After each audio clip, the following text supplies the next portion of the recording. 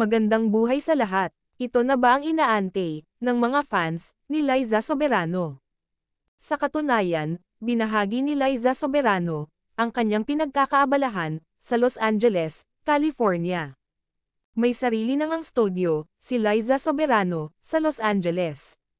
Studio Hope Official, made in Los Angeles. Ayon kay Liza Soberano, excited for everyone to see this. Nanireplyan din ng mga avid fans ng dalaga. Ayon din sa kanila, "We're all excited for you, Hope, good luck. Congrats Liza, God bless you on your new venture, happy for you.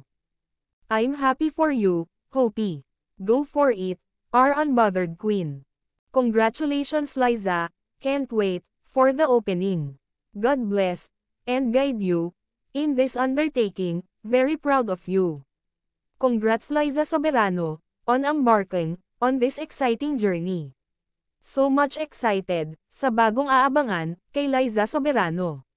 Samantala, kanya-kanyang ganap na nga sina Liza Soberano and Enrique Hill.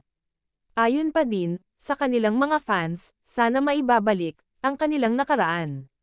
May umaasa pa din at meron ding tanggap na ang nangyari.